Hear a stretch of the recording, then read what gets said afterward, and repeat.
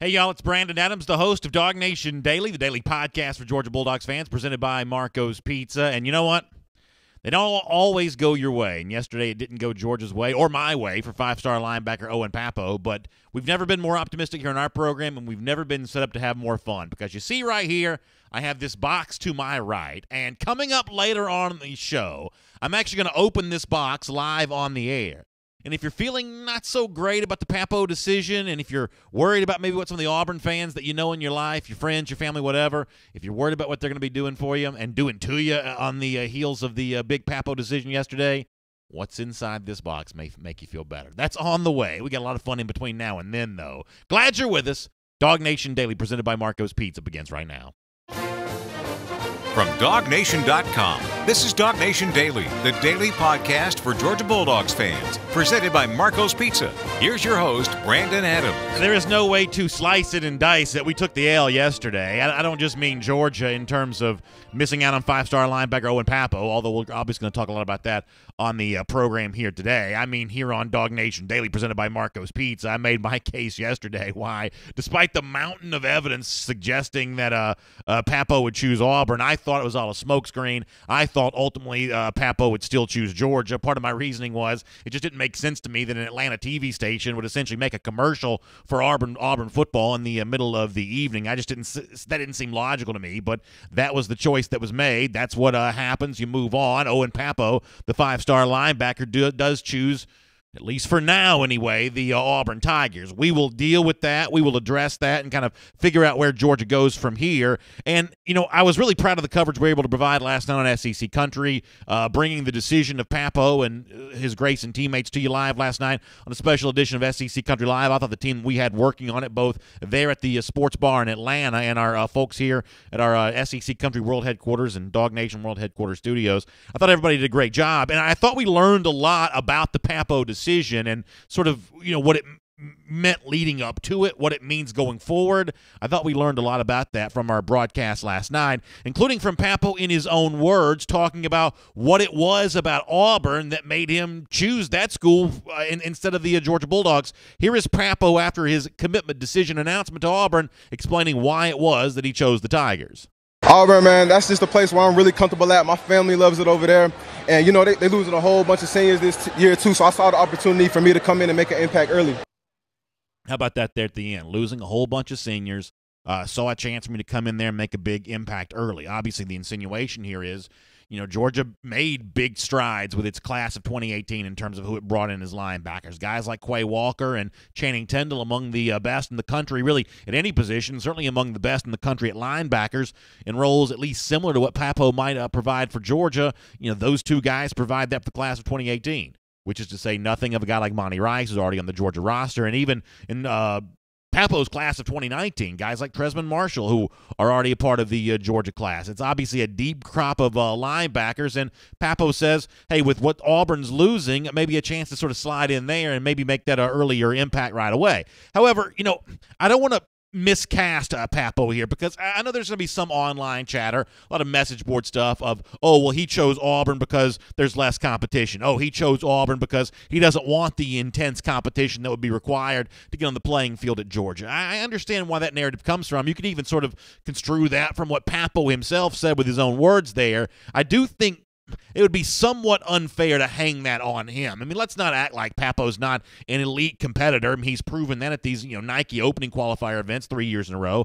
Highest recorded spark score of all time. I mean, this is a guy with the athleticism, I think, to compete against anyone. And ultimately, if you're a Georgia fan who still wants him as a part of the 2019 class eventually, and I think you should, then I think that you should not unfairly cast him as someone who does not want to compete. In fact, later on, when he was talking to reporters, Pappoe himself even said something that somewhat contradicted what he just explained there, that you know, he likes Auburn because it's sort of a clearer path to playing time. Even in his own words, he somewhat contradicts that with some later statements. Take a listen. Don't get me wrong, like, everywhere you go, you're going to have to compete. Like, I know Georgia brought in a lot of good linebackers. It don't have nothing to do with them being over there. It's just, I see they have a whole bunch of seniors leaving, so my opportunity over there will be better than it would be at Georgia. But my recruitment's not over yet. You know, signing day not till December, so this is how I'm feeling right now. So no matter how you feel about how Pappoe happens to feel about the level of competition at Georgia compared to Auburn, obviously Georgia's a much deeper roster right now. No matter how you feel about that and how you compare and contrast those two slightly different statements from Pappoe on that issue, what's really important here at the end is what Pappoe drops in there that, hey, my recruitment's not over. It's a long time until December. And that's really what I think the Georgia fans ought to be hanging their hat on when it comes to this Pappoe decision. This is the decision that's made for now, but the door, at least based on what he just says there, is clearly open in terms of more recruitment, and it's the kind of recruitment that I think that Georgia wants to be in on, and I think Pappoe is the kind of player that Georgia would eventually like to have. And yes, it does sting and smart that he chose Auburn last night, but there is still a reason why Pappoe got so much attention leading up to this decision, and why he's going to get, I think, still so much attention even after this decision in terms of the impact that he could make for Georgia. And I've kind of gone round and round about this off air over the last 12 hours or so with a lot of Georgia fans, and I guess I'll bring some of that same conversation on the air here too. What makes Pappoe important here is not that Georgia needs him. Georgia, just by the sort of measurement and examination of the roster, maybe Georgia doesn't need him all that much. Maybe Channing Tindall is going to be better than Owen Pappoe will be in college. Maybe Monty Rice may grow into something as a player that makes you even forget who Owen Pappoe is. We don't know what the future is going to hold for really any of those guys. We don't know how that's going to play out. This is not one of those things where we've seen the future and know that Pappoe is clearly the best of all these linebacker prospects. What this ultimately comes down to is, and I say this all the time, and I think it's worth repeating here, that much like in the NFL draft, when we talk about best player available, when it's your turn to pick, you don't take the guy necessarily you need the most. You take the best player that's available because that's how you build the overall most talented roster. I think sometimes recruiting can work out the same way. Pappoe is not Georgia's biggest need in 2019. Andrew Booth probably represents a higher need. Trayvon Walker represents a higher need. But, y'all, Owen Pappoe is like 45 minutes down the road. When you got a five-star player that's less than an hour drive from your campus, that's a recruitment you're supposed to win. And it's a recruitment that Georgia might eventually win. But let's not let anybody, be it on a podcast like this or a streaming video show like this or on a message board or on Twitter or anything else, sort of change the narrative of, well, that's okay, Georgia didn't really need him anyway. It's not about what Georgia needs. It's about what Georgia wants, and Georgia wants five-star players in an hour drive from its campus. And by the way, if you want to compete with the roster that Alabama has built and is still building, momentum growing for them for the class of 2019, you got to collect every five-star player that you can, whether they're positions of need or not. That's why Pappoe is important. But ultimately, this does come down to a recruitment that's going to be ongoing. And I loved, and if you're a Georgia fan, I think you'll love as well, I absolutely loved what the Georgia coaches apparently told Pappoe when he told them he was going to Auburn. I think it sets us up for a very interesting next couple of months. Pappoe was gracious enough to let us in on that conversation. Here's what he said last night. They said, we still going to recruit you. So they're not really worried about that. Don't you love that there in the end? Obviously, we know the Georgia coaches are still going to recruit out Owen Pappoe. But I love his description of they're not really worried about that. And I guess that's probably a great way to at least end this portion of the conversation. If the Georgia coaches aren't that worried about this right now, and in Owen Pappoe's own words, they're not, then I'm not sure that Georgia fans should be either. Not because Georgia doesn't need Owen Pappoe. I made my case a moment ago for why I think that he still represents a need, an important addition to this 2019 class because of the geography and because of the nature of who you're competing with, Alabama. But it sounds like the Georgia coaches still have some confidence. After all, we all remember, and there's been so much online about this the last 24 hours, about where Brenton Cox was this time a year ago, where Adam Anderson was this time a year ago, where Justin Fields was this time a year ago. On and on you go, Otis Reese and virtually everybody else. A lot of those big-time members of Georgia's 2018 class, this time 12 months ago, we all thought they were heading somewhere else. Right now it looks like Owen Pappoe is heading somewhere else, but things have a way of changing with Georgia before December. My name is Brandon Adams, and this is DawgNation Daily, the daily podcast for Georgia Bulldogs fans. We're presented by Marco's Pizza, and we are glad that you are with us. No matter how you may get to us, whether it be on video, DawgNation Facebook page at 10 a.m., DawgNation YouTube page, 10 a.m., also available on the DawgNation Twitter page at 10 a.m. We're just glad you watch the show or listen to us on the radio at noon, on Athens Sports Radio 960 The Ref, or on the podcast, Apple Podcasts, Android devices, SoundCloud, the world-famous DawgNation.com. Really glad to have you with us. And, of course, as I said, we are brought to you by Marco's Pizza. And, right now a lot of folks watching a lot of basketball. When you watch basketball, you want to get that that pizza, in front of the TV there and settle in and enjoy that. Well, Marco's Pizza is a slam dunk with dough made fresh, an original sauce recipe, and 3 signature cheeses. Every pizza is made primo. Every store, every day, the Italian way. Order yours today from Marcos.com. I told you I had some Marcos this week while my family watched some basketball, and boy, it was sure enough good. Now, if you're listening to the show on podcast and radio, I need to apologize to you for one quick reason here. And my buddy Hannah, who runs our show from the video side of things, already kind of had some fun with this today. If you'll notice to my right, for those of you watching on video, and if you're listening in, I'm going to have to describe this the best I possibly can. I have a box sitting next to me. And on the front of the box, it says, "Coming up, big surprise." In about 25 minutes from right now, I'm going to open this box live on the air. And I am pretty sure every single one of you are going to really like what's inside this box, especially coming on the heels of what happened yesterday. If you're kind of smarting about that, if you've got some people in your life who are making this a little bit tough for you, I believe this box is going to make you feel a lot better, and we'll do that coming up, like I said, about 25 minutes from right now. We'll also say hello to Mike Johnson here in a couple of minutes, too. It's going to be a busy edition of DawgNation Daily. Let me do a little bit more of the Owen Pappoe stuff here for a moment. I thought one of the most intriguing things that happened yesterday in the aftermath of Pappoe's decision to choose Auburn was a question from Jeff Sintel to Owen when Owen met with reporters. Owen Pappoe had told DawgNation going back a couple of weeks ago that, one of the things he was going to be examining for the school that he ultimately chose is, his phrase, "I want to play with some dogs." Now, for those of you who are like me, 41-year-old white guy, sometimes stuff like that maybe doesn't make the most sense. What he means by that is he wants to play with the most talented roster he can be a part of. And how is that coming together there at Auburn? Is he going to get a chance to play with some dogs there at Auburn? I thought Jeff asked a good question, and Owen gave an interesting answer. Take a listen. You talked about dogs. Dogs was the reason why you would want to go to Auburn. Yeah. Are they getting the dogs you want to play with, or what if they don't get those dogs? The Owen Pappoe recruiting trail starts today. Just know that. Who are you going after? Y'all gonna see. Y'all gonna see. I got a couple people in mind. One target. Who's one target? One target? Oh, I'm gonna give Wanye to flip. I would say that. I'm gonna give Wanye to flip. That's my number one target. Number one target. That's my number one target.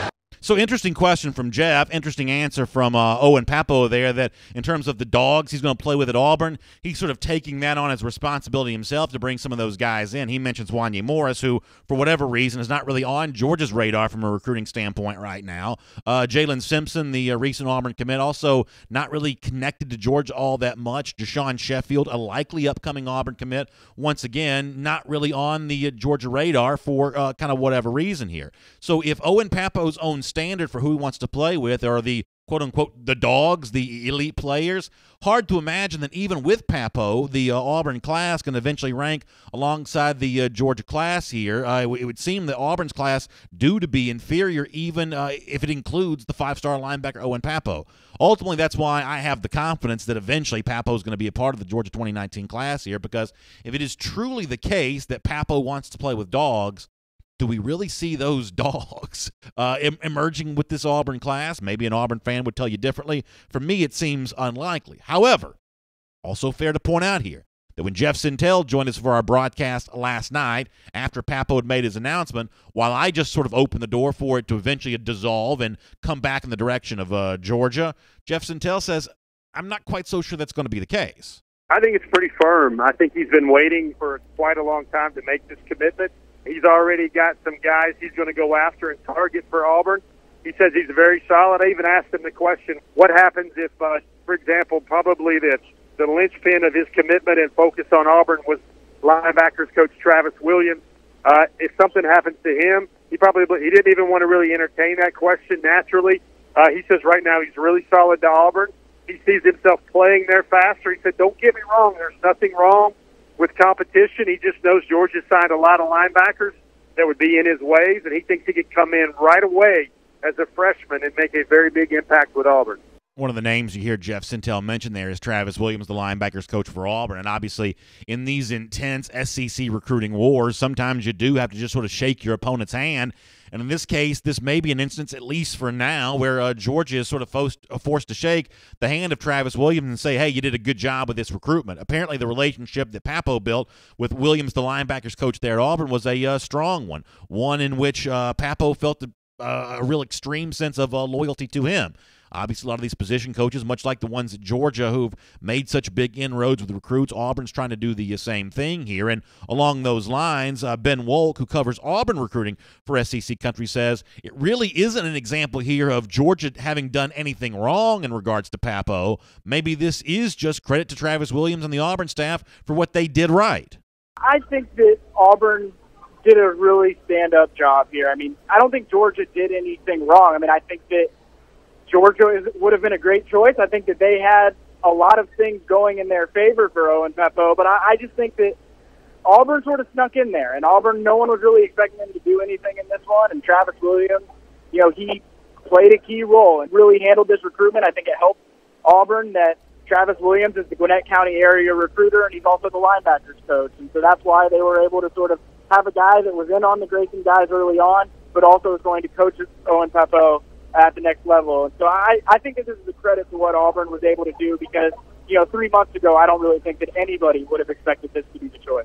I mean, listen, the bottom line here is this is familiar ground for Georgia to travel upon, although we didn't see this a lot in 2018. For the most part in 2018, Georgia steamrolled its recruiting competition. Even Alabama certainly steamrolled Auburn in terms of the in-state products here for the state of Georgia. But Auburn does have a history of recruiting this state well. Georgia doesn't have a great history at Grayson High School.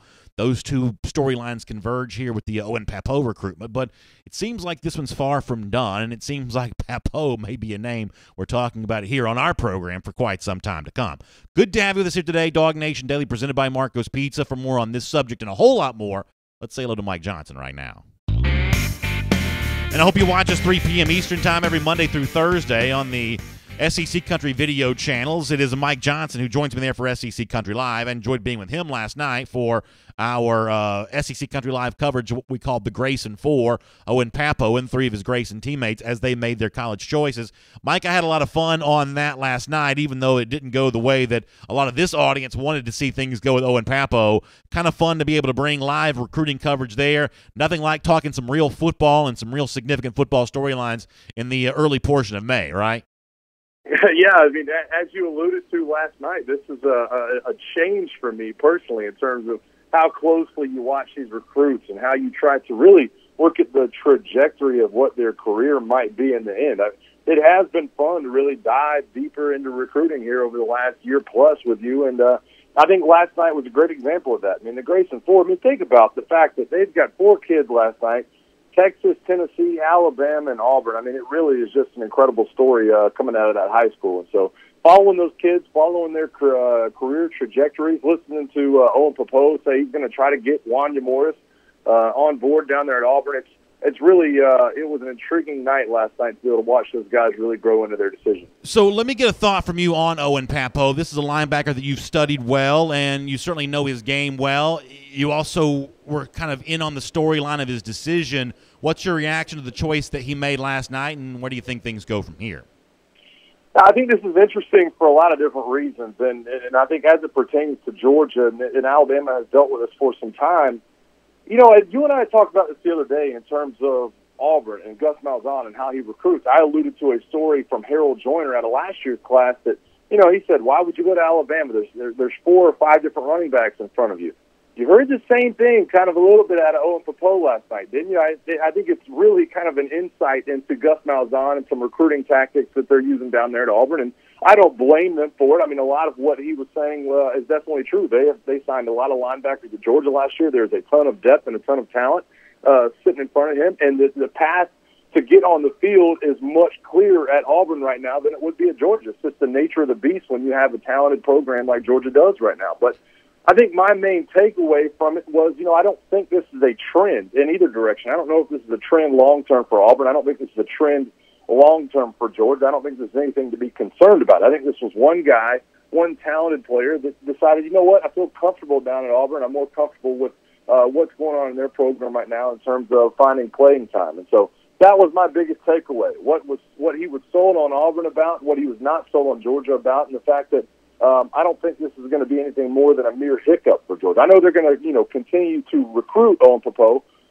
But right now, it just looks like nothing more than a hiccup for them, and I'm sure they'll continue to travel down that path. There's a joke that a lot of Georgia fans sort of tell each other, and it goes back to this time a year ago. If you ever go to the forum at forum.DawgNation.com, you see this thread kind of resurface from time to time. It's the what's wrong with Georgia recruiting. And, Mike, a year ago at this time, Georgia recruiting was in, frankly, pretty lousy shape. But believe it or not, Georgia was ranked, outside the top 70 in recruiting, and some of the guys that were getting Georgia offers were head scratchers. A lot of the guys that were turning down Georgia and choosing other schools was really, I think, striking a lot of panic among a lot of Georgia fans, and it seems ridiculous to sort of look back on that now, given where Georgia finished the recruiting cycle for 2018.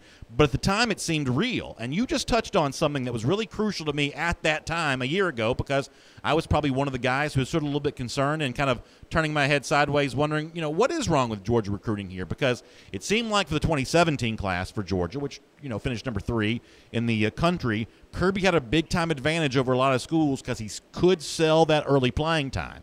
And for 2018, the question was, what do you sell when you don't have early playing time to sell anymore? Well, as it turns out, Georgia still had plenty to sell, and it won a lot of big-time recruiting battles. But the Pappoe story is significant here beyond just Pappoe in that this is what Alabama's been doing for a while, and if Georgia wants to win national championships, this is what it also has to do, which is sell guys on coming in to contribute to depth and not come in and be a superstar right away. Wanya Morris, with all due respect, can go to a place like Tennessee and think of himself as potentially a freshman starter because that's how much Tennessee needs help.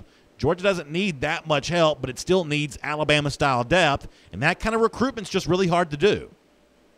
It definitely is. You have to circle back around to a word I use all the time that goes hand in hand with recruitment, BA, and that's development. You have to sell development. And, I'm not going to come on your show and toot Alabama's horn, but I saw a stat earlier today. If you're a 5-star prospect that went to Bama, you have a 48% chance of being drafted in the first round. A 48% chance of being drafted in the first round if you're a 5-star that went to Alabama. If you went somewhere else, those numbers are down to 17%.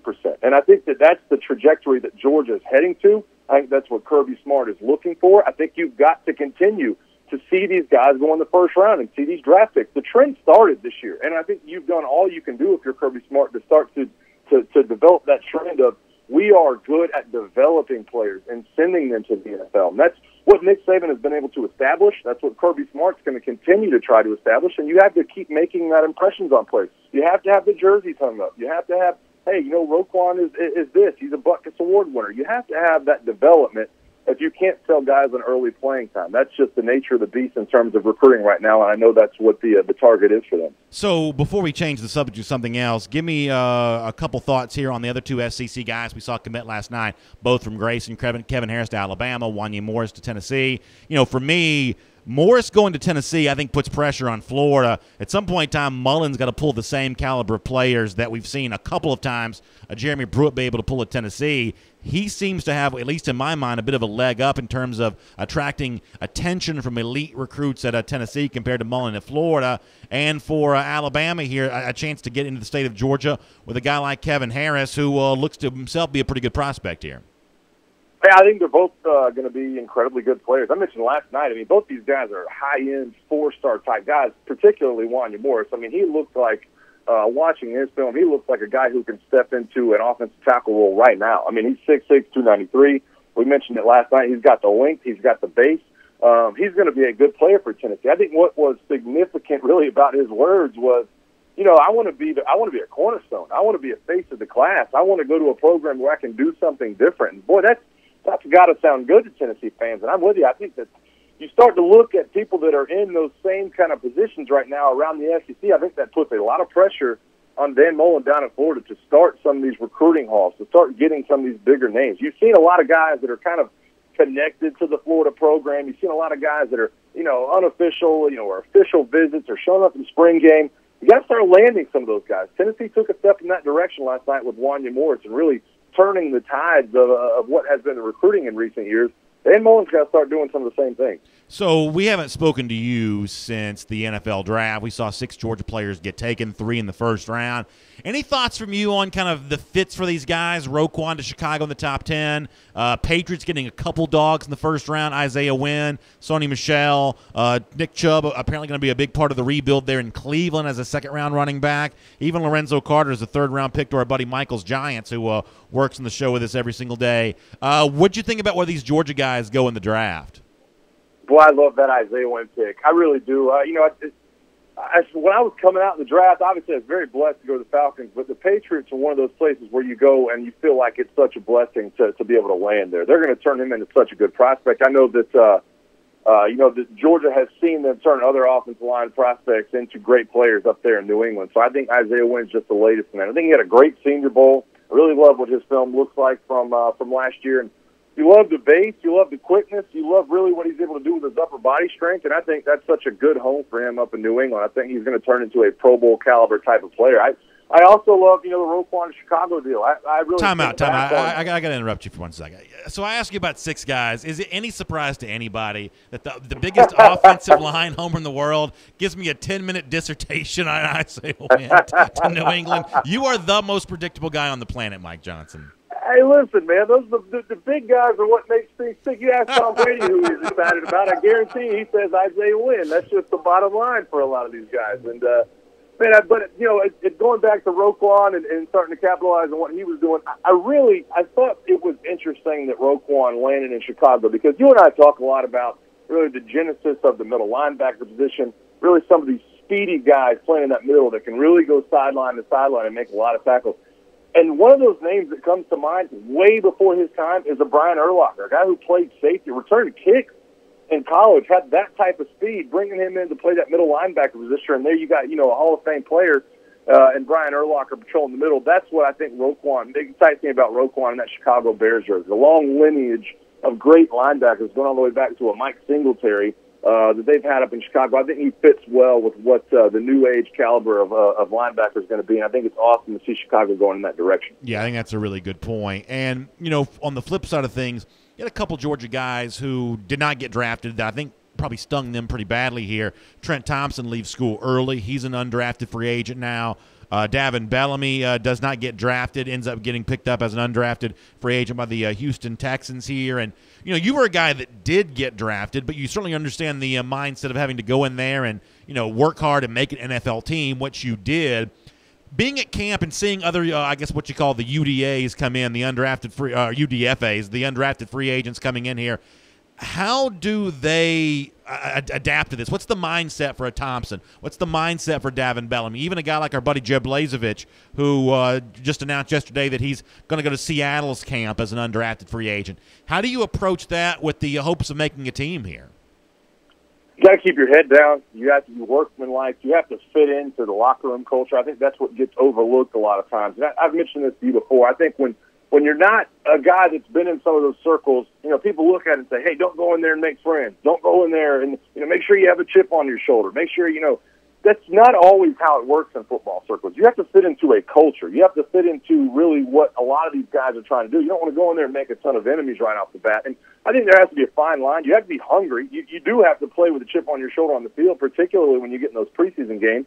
But it's an uphill battle. Keep your head down. Do what's asked of you from some of the veteran players. Do what's asked of you of all the coaches. Make sure you are up underneath the special teams coach. The special teams coach really is your path to getting on the field. When I was with the Falcons, there's such a funny story from Keith Armstrong, who's the special teams coach, and he had some guys come in there, and he'd always ask him, he'd say, hey, what position do you play? Hey, I played wide receiver. No, you don't. Julio Jones plays wide receiver. Roddy White plays wide receiver. You are a gunner on the punt team. You play L5 on the kickoff team. That's what you play. And so I think that's such a big ordeal when you're talking about these free agents coming in. Make sure you keeping your head down and doing everything you can. The more you can do, right? I mean, the more you can do. I say it all the time. The more you can do, the better chances you have of making that team. And I think that's what you have to look at in their situation. You know what does a good job of kind of highlighting what you just described for those of us who may have watched Hard Knocks and HBO before, and Keith Armstrong, the Falcons special teams coach, was once profiled in a season of Hard Knocks. We saw some of that on camera from him, and when you watch that show, you really get a sense for how hard it is for, the later round draft picks, the undrafted free agents, going out there and impressing a special teams coach, making a name for yourself during the preseason, being on a roster. Boy, it's a tough job to do because everybody that's trying to do the same thing you're doing was also a good player in college, right? Oh, listen, it's so tough. And you and I, listen, my good buddy Ricardo Allen, he's a safety for the Falcons right now, came from Purdue. He was a cornerback. Guess what? They said, hey, man, can you play safety? Well, I've always been a cornerback. Of course I can play safety. I can go out there and be a gunner. And now he's making $5 million a year as the Falcons starting safety. And so, like I said, you have to be able to adapt. You have to be able to get up under those special teams coaches and understand what they need. And you have to make sure you fit into that locker room culture. And I know that's what all those guys you named are going to be trying to do here in the coming weeks. Yeah, absolutely. Let me squeeze in one more final question before we get ready to get out of here. Alex Martin Smith, who is a terrific writer on our team of websites here, had some interesting quotes from Nick Chubb the other day where Chubb talked about the differences between, the Kirby Smart-led Georgia team and the Mark Richt-led Georgia teams. He obviously has great respect for Richt and praised him in this interview, but talked about how the seniors, the upperclassmen, had kind of gotten tired of losing and that it really became more of a player-led team with Kirby Smart as the head coach. I can only assume that transformation must have been similar for you at Alabama because Smart obviously learned from Saban. When Nick Chubb talks about a player-led team, what does he mean by that? Yeah, there definitely is a difference. And I think the great teams that you see are led by the players. And what he means is they're holding everybody accountable. Hey, when you don't show up to, an optional workout on a Sunday, who's making that phone call to that guy to hold him accountable? Is that the strength coach? Is it his position coach? Or is that somebody else in his meeting room? Is that somebody else on his defense? Is that somebody else on that offense? Are are the players the ones holding each other accountable? That's such a big deal. Really, I think that's when programs start to hit the next step. And I mentioned to you before, I think that Nick Saban has done a great job of cultivating leadership. I think that's one of the underrated aspects. And I know Kirby Smart has seen it firsthand. You put guys in a position to become leaders. You just don't turn your shoulder and think, okay, the leaders will rise to the top. You put players in a position to hold each other accountable. You put players in a position to say, okay, you've got these 5 guys. Okay, you've got these 10 guys. Let's make sure there's accountability factor. And Kirby Smart obviously, has a knack for doing that. I think that when you start to get the Roquans calling out the Natrez Patricks of the world or however things were going last year at Georgia, that's when these teams begin to flourish. That's when you start to develop the leadership because then the guys behind them, the next guy in line, starts to understand that they have to fill that void too, that they have to fill that role, and they have to start holding guys accountable for years to come. And it starts to flow, and it starts to really roll downhill. And so I think that's an important factor for that program moving forward for sure. Mike Johnson, always fun, 3 p.m. Eastern Time this afternoon. We'll see you for SEC Country Live. Thanks for being a part of DawgNation Daily, presented by Marco's Pizza today. All right, buddy. See you this afternoon. Let's take a look around the rest of the league. This is SEC Through. All right, if you're watching on video, if you're just joining us, you see this box to my right. If you're listening to the podcast or listening to the radio show, once again, I apologize for the slightly more visual medium on this today, but I have a box. It says coming up, big surprise. I'll move Eddie kind of out of the way here so you can see it better. Coming up, big surprise. In 5 minutes, I will open this box live on the air, and I'm pretty sure everyone's going to like it, and I'm pretty sure if you're not in a great mood about yesterday, you're going to be in a much better mood when I open this box 5 minutes from right now. Before we get to that, though, let's do our SEC Through. Of course, as I just mentioned with Mike Johnson, SEC Country Live, 3 p.m. Eastern Time, on the SEC Country video channels Monday through Thursday. That includes today. We'll be back at it again this afternoon. I am really excited about that. One of the things we talked about yesterday, and, I say it a lot, I like this time of year because I like predictions. I like what a lot of people somewhat snarkily call hot takes. I like all that kind of stuff. Here's who's going to win the East. Here's who's going to win the West. Here's who's going to be good. Here's who's not. I just enjoy this kind of stuff. And one of the guys jumping into the fray on this is Dennis Dodd from CBS Sports, who's, I guess, been covering college football since they were wearing leather helmets.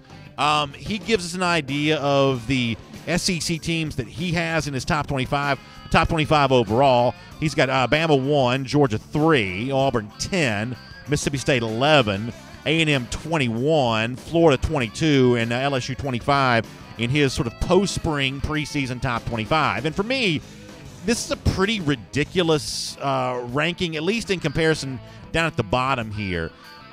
He's got LSU, Florida both in the top 25 over, say, a team like South Carolina. That's sort of hard for me to reconcile given what I think South Carolina has in comparison to the Gators and the Tigers here. This feels like one of those things where we've just been ranking Florida and LSU for so many years that they're sort of automatically penciled in for an upcoming year when I don't think that Florida has a dynamic playmaker that rivals what I assume is going to be a healthy Deebo Samuel for the Gamecocks. Do Gators or LSU have a team have a quarterback that's going to be better than what Jake Bentley brings to the table for the Gamecocks? You know, A&M at 21, I can debate you on that. They play a tough schedule, which makes it hard. But I certainly I think that Jimbo Fisher's eventually going to build something big there. But ranking the Florida or LSU ahead of South Carolina, to me, just does not make a lot of sense. Georgia at 3, I guess that feels about right. I do think that Georgia's right back in that conversation for the college football playoff again in 2018. Sounds like Dennis Dodd agrees. So from that standpoint, I guess we're all kind of on the same page about that. Something else I wanted to mention here for our SEC through, and this has an SEC tied to it as well. Bovada, which is one of those online sports books that provides betting odds, they have updated, or I guess released for the first time here, their odds for NFL Rookie of the Year. The favorite to win the award, once again, our buddy Michael, a producer, is a big New York Giants fan. The favorite to win the award, you'll be happy to know, is the former Penn State running back Saquon Barkley. He's about 2-1 to win or actually about 1.5 to 1 to win the Rookie of the Year. So big bet here on Barkley, at least from Bovada. You've got Georgia's Sony Michel at 30-1 to win the Rookie of the Year coming out of the New England Patriots. If you're a Falcons fan, you'll be interested that Calvin Ridley is 40-1 to win Rookie of the Year, courtesy of Bovada. And then Darius Guice, actually, even though he fell out of the first round, 18-1 to win the Rookie of the Year for the Washington Redskins. I guess Bovada thinking the Guice is going to get leaned on a lot there by the Redskins, get a lot of carries. Could I see, there was so much pre-draft comparison between Sony Michel and last year's Rookie of the Year on the offensive side of the ball, Alvin Kamara, because of the versatility they showed in the SEC. Now, Georgia used Michel a lot better than Tennessee, which was Kamara's last team, a lot better than they ever used him. But I understand that comparison, and Kamara obviously went on to a fantastic rookie season. Could I see Michel doing something like that for the New England Patriots? I guess I probably could, but I'm going to say once again, as much as I love Sony Michel, y'all watch out for Nick Chubb. I think that he's underrated going into his rookie season here at Cleveland. I think they'll use him. I think they may need to use him, and I could definitely see Nick Chubb sort of rising to the challenge when it comes to that. Final story to get to here for the SEC through. I thought that Jeremy Pruitt had some very interesting comments at one of these Knoxville touchdown club type functions. I don't know what the exact civic organization was, but coaches do this kind of stuff a lot. At least some of them do. Kirby Smart doesn't really do them, but a lot of other folks do them. And Pruitt was telling the story about how Philip Fulmer, the AD, made no bones about it to him when he took the job that he'd be judged by Tennessee fans on 3 games. Georgia, Florida, and Alabama, those 3 big rivals. How are you going to do against them? That's what's going to really matter for you. And got a big applause line when he said that at the Knoxville function. And I think that makes it interesting here for 2018. Tennessee obviously be a huge underdog to Georgia, a huge underdog to Alabama.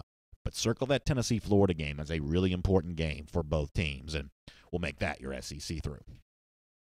So now, as promised, here on DawgNation Daily, presented by Marco's Pizza, I told you it's time to open up this box, the box that says the big surprise, and I told you you're going to like this. And I guess let me give you a little bit of backstory before we truly get into all this. Do you remember, and this was cited last night, by the way, when 5-star linebacker Owen Pappoe chose Auburn, as he explained to Jeff Sintel, it was that game in November, being there in Jordan-Hare Stadium when Auburn beat Georgia and the loud crowd response, once again also for the Iron Bowl too, that really seemed to impress Pappoe. And Auburn fans certainly loved that. They were having a great time with that a year ago, and they were sure proud of their coach, Gus Malzahn, who, once the game was over, was strutting around on the field and getting patted on the back and just loving every minute of the moment of beating Georgia in November. It was a convincing Auburn win. There's no doubt about that.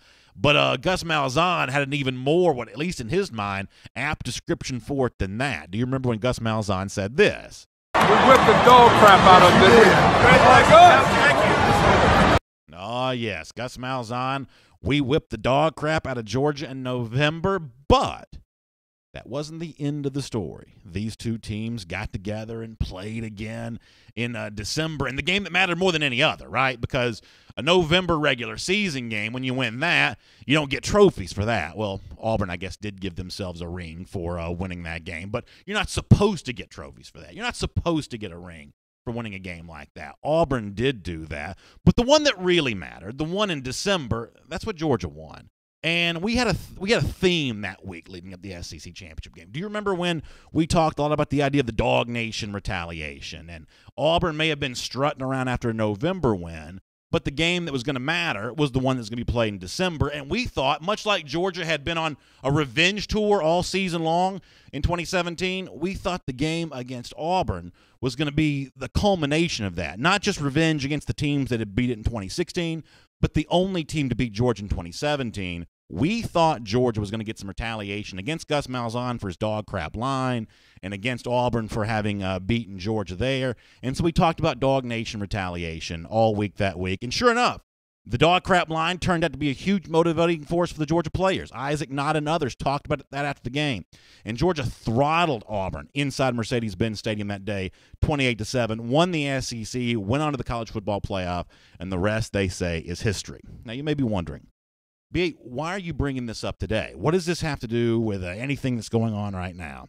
Well, I hear from a lot of Georgia fans on a regular basis, and I know what it's like on a week like this when Auburn gets a recruiting win over Georgia. And a lot of these Auburn fans are crowing about this, right? A lot of these Auburn fans are bragging about what they did and see, Auburn's going to, have something for Georgia, and just a lot of trash being talked. And there are a lot of Georgia fans who sort of want that perfect response. And here on this show, which we call DawgNation Daily, the daily podcast for Georgia Bulldogs fans, we mean that when we say this is a show for the fans. We believe that we got to try to take care of Georgia fans when we can. So inside this box, I have a gift that I'm going to try to give to as many of you as I possibly can, as a way of saying to the Auburn fans who want to talk a little trash about a five-star recruit's decision or maybe feel good about themselves because they won the SEC West, we remember who won the real game here. And I'm going to show this off on a camera if I can here. This is our DawgNation retaliation T-shirt. And if you see it, it says the state of Georgia. It's got the Atlanta, Georgia, where the game was played. SEC championship won by the Dogs by a final score of 28-7. I had this made just for Georgia fans who are going to be tired of the Auburn fans, who are going to be talking trash to you and saying all the stuff to you about what happened in recruiting in May. Well, much like Auburn won the game in November, but Georgia won the game that really mattered. We think sometimes recruiting has a way of working out the same way, and that's exactly what we think may happen in this story as well. And as a reminder of that, we've got our DawgNation retaliation T-shirt. So I'm going to try to give away as many of these as I can. I've got hundreds and hundreds of these that over the course of the summer we're gonna give that away. So if you're a Georgia fan and you want one of these to remind those Auburn folks about what really happens between this Deep South's oldest rivalry, you need yourself a DawgNation retaliation T-shirt. And if you know someone who really wants one of these, we're not selling them. We're going to give them away. And whether you live in Georgia or somewhere else, we're going to try to find a way to make it as easy as possible to give as many of these away as we can. We're going to do a lot of that over the course of the next few weeks, so I hope you'll join us in the fun when it comes to all of that. So that was our big surprise today, the DawgNation retaliation T-shirts, 28-7, celebrating a big moment for the Georgia Bulldogs. We will do that with you here today and throughout the rest of the summer. That's going to be a lot of fun. Stay tuned as we try to give a lot of those away. And by the way, in the midst of doing that, we don't forget about the other rivalry for Georgia. Eddie won't let us. Of course, 178 days from right now, Georgia goes back to Jacksonville, world's largest outdoor cocktail party. We think they beat the Florida Gators once again. It's our Gator Hater Countdown here on DawgNation Daily. We love doing it every single day, and we appreciate Marco's Pizza for helping us make it happen every single day. And really, to kind of sum up sort of the theme of all of this today, DawgNation retaliation, kind of everything else, one decision several months before signing day doesn't do anything to dampen our enthusiasm or change what we believe is a lightning-fast trajectory for the Dogs straight to the top. We're going to have fun talking about it, and we'll see you tomorrow. And for those of you on video, I hope that you like those T-shirts as much as I think many of you are going to. One of the things I hear from a lot of you is, boy, these Auburn people, they never stop talking. These Auburn people are always giving us grief. And after the Pappoe thing, it's going to be even worse. Well, this is going to make that a little easier, right? You can remind them of the only numbers they need to know, 28-7. That's the only thing that matters, and that's exactly what a lot of you are going to be able to do here. We're going to try to get these in the hands of as many people as we can before the summer's done here. So we'll have a good time doing that. It looks like on Facebook, people are having a good time with that, and so we're really glad. And this is one of those things that every now and then you just sort of have to remind folks of what the real scoreboard says, and that's exactly what that is.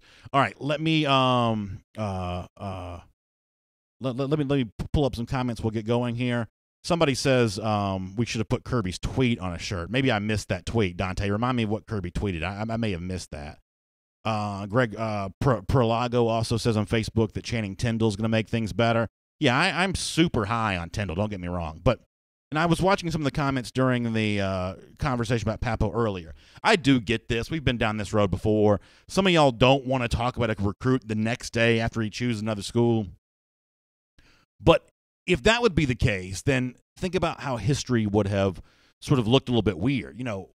Nobody – we don't trash any of these guys, but when Anderson chose LSU, when Cox chose Ohio State, when – all these, when Reese chose Michigan, when all of this stuff, happened, we called it like it was the time that these are good players that are currently choosing to go somewhere else besides Georgia, and things have a way of working out the way they're supposed to. The fact that Owen Pappoe put on that Auburn deal yesterday, unzipped that, windbreaker or whatever you call it, hoodie, sweatshirt, or whatever, to show the Auburn shirt doesn't change the fact that he's still a very good player, and it doesn't change the fact that I think that it'd be really nice to see him a part of the Georgia 2019 class. So we're going to call it like we see it. That's still an elite player. For now, he's interested in another school, but let another one of these happen again, and let's see how things may change. Erica Allen says Kirby's tweet was savage. I didn't see the Kirby tweet here. You're going to have to tell me about that. Philip Jordan Wells also mentioning Quay Walker there, which is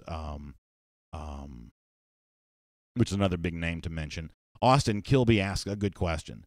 Does it bother you personally, BA, that we struggle recruiting Metro Atlanta? I think that's a really good question. And you can debate if Georgia, quote, struggles in Metro Atlanta, given the current momentum of the program. Struggle, some people may say is too strong of a word, but Austin, I understand where you're coming from on that. And here is what I truly believe.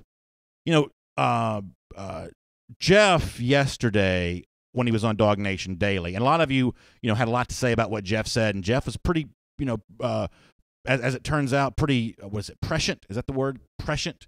When you kind of see the future, is it prescient? Is that a word? We're not sure.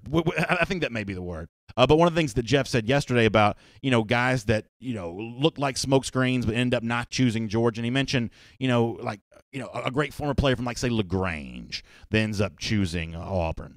It's one thing to lose a guy like, Trey Blackman to Auburn, or to lose a guy like, say, Dontavius Russell to Auburn. Dontavius Russell's from Carrollton. Carrollton might as well be in the state of Alabama.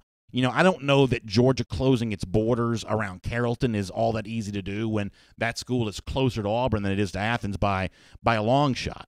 But the Metro Atlanta area ought to be area that Georgia ought to truly dominate. And so my standard for what I expect from Georgia in a county like Gwinnett or a city like Atlanta is going to be pretty high, and it's going to be far more than sort of what you think of as your fair share. So yeah, I do think that Georgia's got some ground to make up because Clemson's been in this area for a while. Clemson essentially set up shop at say Roswell High School. Georgia kind of ceded Gainesville over to some other schools there for a while. So there's some background that's got to be kind of cleared up here. Gwinnett County's a huge example of that, but you see also examples of that changing. Georgia in on a lot of offers for these North Gwinnett kids. That's a school that, North Gwinnett, how many Division I athletes have they produced? And virtually all of them, I think every single one of them thus far in kind of the modern era have gone somewhere else. But that's probably going to change here in 2019. Archer High School, we remember, E.J. Price, getting away from Georgia. And as it turns out, that story ends up being a little different than we thought it would. But at the time, that was a blow to Georgia. The Dog's going to be heavily involved in Archer here for the class of 2019. So, yeah, it is changing, but Georgia has ceded too much in the Atlanta area. There's no doubt about that. No doubt.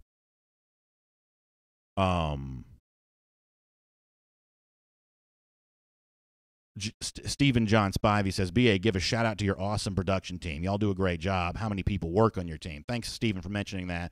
You hear me talk a lot about Hannah, who you see on camera a lot. Michael, who you don't see on camera as much, but is a huge part of what we do every single day here. So they're part of what we do on DawgNation Daily every single day. For an event like last night where we're covering all of that, we've got them in the room. Our buddy Mark, who actually his wife just had a baby. He's on paternity leave, and he came back in to be a part of that last night. Patrick, who's with us every single day, who really is an invaluable member of our team too. We have Casey and Nate, who are a lot of times when we're on site for something like this, they're going to be there kind of working the cameras and things like that. So, yeah, huge team of people that do what we do every single day, and it would not be possible. Our buddy Kelly that helps us with T-shirts like our DawgNation Red Retaliation T-shirt. Yeah, it's almost like – it's a bad analogy, but like the tip of the iceberg or like the duck, you see it sort of gliding on top of the surface, but below the surface there's a lot of churning and burning going on, and no doubt about that. There are a lot of people that help us do what we do. Joshua Campbell mentioned the fact that Nakobe Dean's got a visit coming up to Georgia. Nakobe Dean is a player. If we're going to say that Pappoe's going to keep that Auburn commitment, the Nakobe Dean story is going to become one we watch a little bit more closely there. There's no doubt about that. Let me check in on Twitter here. I always have a hard time pulling up the Twitter feed, but let me see if I can check in on that. All right, let me see if I can get this going. So it's been weird. Like the last couple days, I have, like when I try to, there we go. I've had a hard time clicking into this Twitter video. Let me pull this up. Yeah, so we're up and running on Twitter. We'll take some comments there. Let me also get over to YouTube here for a moment because we got to make sure we say hello to our DawgNation YouTube friends. I thought I already had that up. I guess I did not. Let me pull up DawgNation on YouTube, say hello to some folks over here, and we'll get back to Facebook here in a moment too. Over on YouTube. Enrique Murillo says it's near impossible to get every Georgia recruit. That's from YouTube, and that's true, Enrique. And that's why I'm going to sort of value not always the better players, but the more important wins. When you can go down, 3-16 and get to Loganville, that's a pretty important recruiting win for Georgia. And the reason why like a Metro Atlanta kid is important is because it ought to be easier to get them. That way you can focus in on the ones that are a little harder to win. You just can't build a national power by national recruiting. You just can't, because it just takes too much work. It's the same way, and a lot of you point out this all the time. On signing day of 2018, Georgia's doing some 2019 recruiting and some 2020 recruiting. And Kirby Smart even made a point to mention that. Georgia recruits ahead. They recruit ahead by a couple of cycles here. And so when you got a program like Florida who's scrambling to fill its class and scrambling to find a coach, well, Georgia can then be the first school to offer E.J. Smith. It can be the first school to kind of get out here and show some big-time attention to recruits 2 cycles from now because it's got the hay in the barn for the upcoming recruiting class. You got to win the easy ones so you can put maximum effort into the hard ones. You can't make them all hard. And a lot of these recruitments, the Brian Brazzi's, the players like that, Derek Rambo Hunter. When you're going out of state for these guys, they're just harder recruitments. Now you want to win some of them, but you can't make every single recruitment be this 30-foot putt. You gotta knock down some easy ones so you can put some maximum effort into a few cherry-picked out-of-state guys or a few cherry-picked, deep South Georgia guys that may be geographically closer to another school than they are to Georgia. That's why Atlanta is so important for UGA. Mike Johnson's daddy wants me to wear the shirt on SEC Country Live today. I'm sure that'd get kind of an interesting reaction. Austin Kilby asking about Jeff Sintel. I did see Jeff Sintel pop into the Facebook comment section a moment ago. I believe Jeff wanted to see what was in the box. I believe that may have been Jeff's reason for being here today. Bobby Weatherington asking about defensive line transfers, mentioning a pretty provocative name there. I guess I did see some online chatter about this, but I don't know enough to speak about that name, although you want to talk about something that would keep us busy for a week, let that rumor get heated up, and that would certainly be something we'd be spending a whole bunch of time talking about. Melanie Durden Carter makes an interesting point that she says, I do not want the Clemson-UGA rivalry renewal. Trevor Lawrence is from here in Cartersville. That would be tough. So she says she likes the idea of a hometown kid playing for Clemson and not having to see those two teams play against each other. Melanie, we are going to talk about that as soon as some of this recruiting talk dies down, because I would like to see more Georgia-Clemson. I've made my case before. I'd like to see that at the expense of clean old-fashioned hate if it had to be. So I understand where you're coming from in terms of a divided allegiance situation. I get that. But in terms of, you want to knock Clemson out of some of this Atlanta recruiting stuff they've been doing, start beating them on the field, that becomes a little bit easy, a little easier maybe. So I think that could be very interesting. Well, let me get a couple more. Miriam Martin Corbin also wants me to wear the T-shirt on SEC Country Live. Shannon Baker says, one player isn't what makes our defense. You see the bad young men that chose Georgia over others. I'm confident that people will see what's happening at Georgia now. We'll be getting guys to compete and be okay with the next man up mentality. Yeah, Shannon, I think that's well said and probably a pretty good way to end our conversation today. Wish we had time for more comments, but we are going to kind of run out of time here today. I think that you're making a fair point. What's important about five-star linebackers is not the fact they're going to be one guy that changes the fortunes. You're right. Georgia's a talented enough roster now that one guy one way or another is not making that big of a difference, the same way that missing one workout is not making that much fatter, or saving money for one day is not making that much richer. One instance of anything one way or another is not that big of an impact. But for Georgia to stay as talented as it currently is, you've still got to keep stockpiling this stuff. So I respect the fact that some of y'all are like, hey, let's wash our hands and move on to the next guy. For now, that's what's going to happen. But put a pin in this one, because come December, if you'll allow me to speak candidly, I think you're kidding yourself if you don't think you want Owen Pappoe as part of this Georgia class. That's my opinion on that. For now, we'll move on and look at who else is next, including higher priorities like Andrew Booth and Trayvon Walker. It'll be a busy summer talking about them. A lot of you want to talk about Nakobe Dean and some of these other linebacker possibilities.